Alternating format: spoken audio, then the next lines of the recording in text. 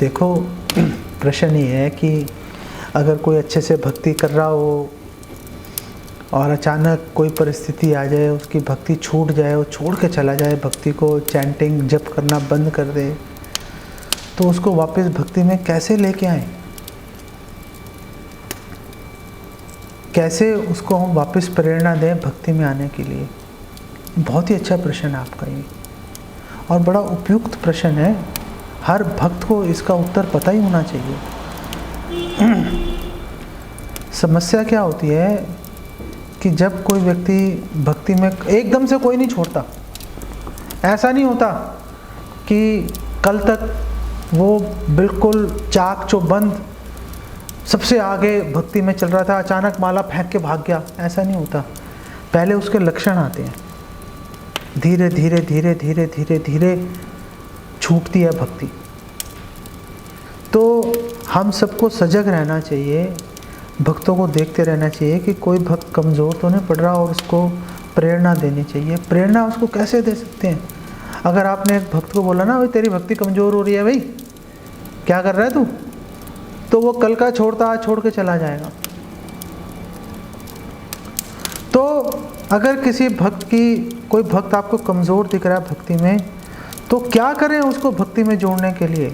और कोई छोड़ के चला जाए तो क्या करना चाहिए हमें? अगर कोई कमज़ोर दिख रहा है, उसके पास जाओ और उससे जाके पूछो कि प्रभु जी या माता जी, मुझे भक्ति में बहुत प्रॉब्लम्स आ रही हैं, आप प्लीज़ मेरी हेल्प कीजिए, मैं आपकी शरण में आया हूँ या आई हूँ, मुझे बताइए क्या करूँ। उनसे आप खुद अपनी समस्या सामने रख के उनसे समाधान पूछिए।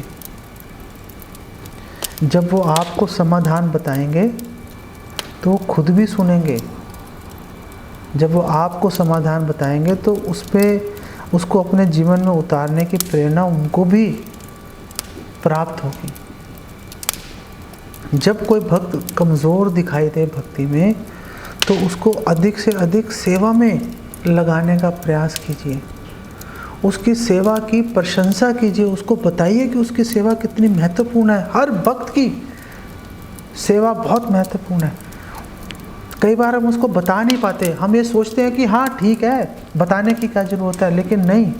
अगर आपको कोई कमज़ोर दिख रहा है, आप उसको जाके बताइए कि आपकी सेवा कितनी महत्वपूर्ण है और आपकी सेवा से कितने भक्तों को लाभ पहुंच रहा है। प्रभुपाद कितने संतुष्ट हैं आपकी सेवा से, उसको ये बात जाके उसको बताना पड़ेगा, और मिलकर उसके साथ में और सेवा के जो है नई नई सेवाओं को ढूंढ के और सेवाओं को कैसे बढ़ाते हैं, चलो मिलके ये काम करते हैं, मिलके ये काम करते हैं। इस तरह से उसको सेवा में प्रेरित करना चाहिए।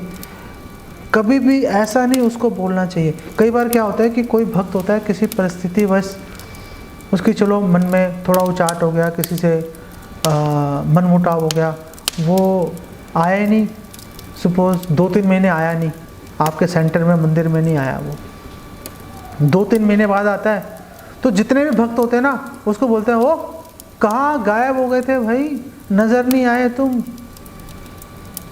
अब भक्ति छोड़ तो नहीं दी। ऐसी बातें हम स्वाभाविक रूप से बोल देते हैं, बिल्कुल गलत है। वो बेचारे का मन ही टूट जाएगा। जैसे ही आपको कोई भक्त सपोज 3 महीने बाद आया, उससे ऐसे मिलो कि अभी कल ही मिल के चुके थे। उनको बताओ बिना उसके पूछे कि ऐसा ऐसा चल रहा है, ये करना है, वो करना है, ये कर रहे हैं, वो कर रहे हैं, आओ आप आ गए, बस अब तो और ज़्यादा हमारी ताकत बढ़ जाएगी, आओ मिलके ये काम करते हैं। क्या आपको कोई प्रॉब्लम तो नहीं है? क्या आप ये कर सकते हो हमारे साथ मिलके? अगर आपको कोई समस्या है बताओ, हम उसका सलूशन ढूंढते हैं। ये सर्विस करना बहुत महत्वपूर्ण है, आओ आप साथ मिलके, आपके सहारे तो हम ये सर्विस कर रहे हैं। हर भक्त चाहे नया हो पुराना हो, ये बात सुनना चाहता है। हर भक्त ये बात सुनना चाहता है कि आखिर उसकी सर्विस के, उसकी सेवा के कोई मायने हैं, उसकी सेवा महत्वपूर्ण है। अगर हम उस भक्त को ये बात बताएंगे, बस उसको ये पता चल जाएगा कि हाँ मेरी ज़रूरत है इनको, कभी छोड़ के नहीं जाएगा। जैसे ही हम उसको ये सिग्नल, हम उसको ये संकेत भेजना शुरू कर देंगे, अरे तेरी ज़रूरत नहीं है, आ नहीं आ, फ़र्क नहीं पड़ता भाई हमें, फिर वो नहीं आएगा, फिर वो चला जाएगा। आज नहीं तो कल छोड़ के चला जाएगा, आपको छोड़ के किसी और के पास चला जाएगा। अगर कहीं और नहीं जा पाया तो भक्ति को छोड़ देगा वो। और किसी ने चैंटिंग छोड़ दिया है, भक्ति छोड़ दिया है, आप बार बार उससे समय समय पर, कोई त्यौहार है जाकर मिलो, उसको जाके प्रसाद दो, उसके साथ में बैठो, अपने सुख दुख की बातें करो। ऐसे करने से बात बढ़ जाती है। एक भक्त थे पंजाब में, वो भक्ति छोड़ के चले गए वो। तो मैं जब पंजाब गया तो मैंने पूछा, अरे वो भक्त कहाँ पर है? उन्होंने बोला वो तो छोड़ के चला गया। तो मैं उसके पास गया, वो दुकान पे बैठा हुआ था, अच्छा भला ब्रह्मचारी था, लेकिन वो ब्रह्मचर्य को छोड़ के वहाँ पे दुकान पर जाकर सामान बेचना शुरू कर दिया उसने।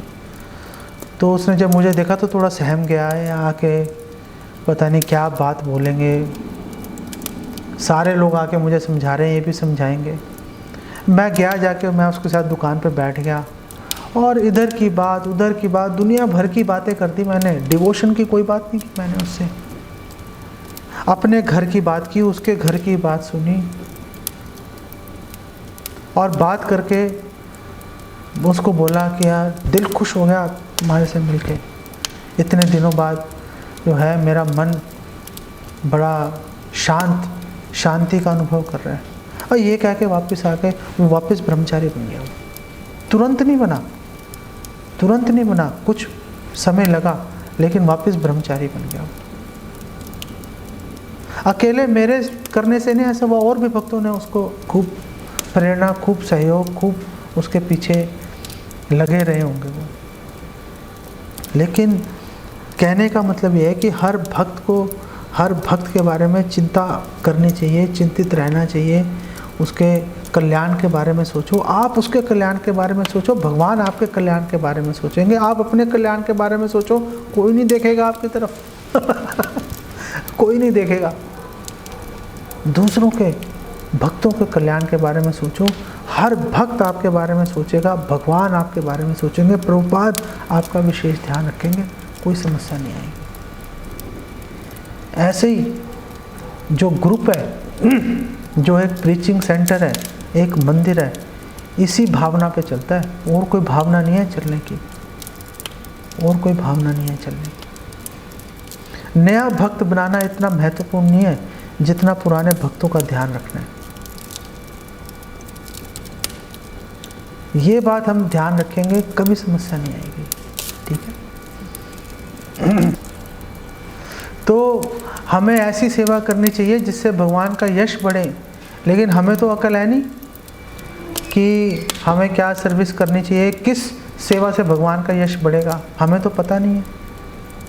तो ऐसा है कि हमें अगर समझ नहीं भी है पूरी, लेकिन हमें इतनी समझ जरूर है कि हमारा आचरण कैसा होना चाहिए।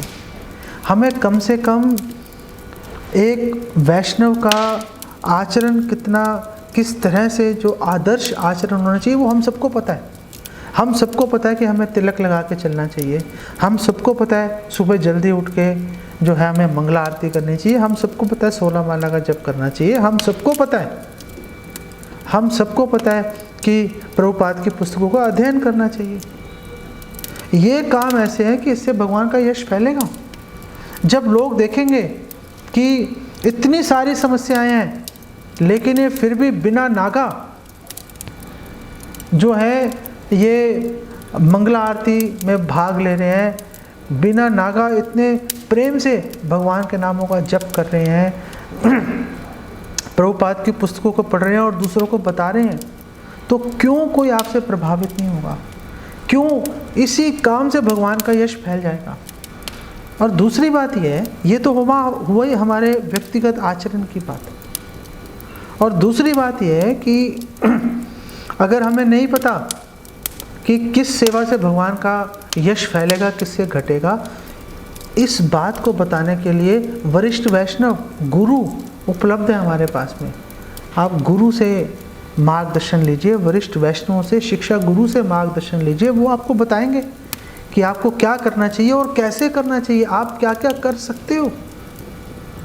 वो आपको इस विषय में जानकारी देंगे, आप आगे बढ़ जाओगे भक्ति में। और क्या। ये तो बहुत ही सरल है, लेकिन समस्या आती है कि जब हमें शुरू में नहीं आती ये समस्या, शुरू में कोई प्रॉब्लम नहीं आती किसी को, जबकि सारी प्रॉब्लम शुरू में आनी चाहिए, लेकिन शुरू में कोई प्रॉब्लम ही नहीं आती। सारी प्रॉब्लम बाद में आती है, जब हमें 5 साल 10 साल हो जाते हैं।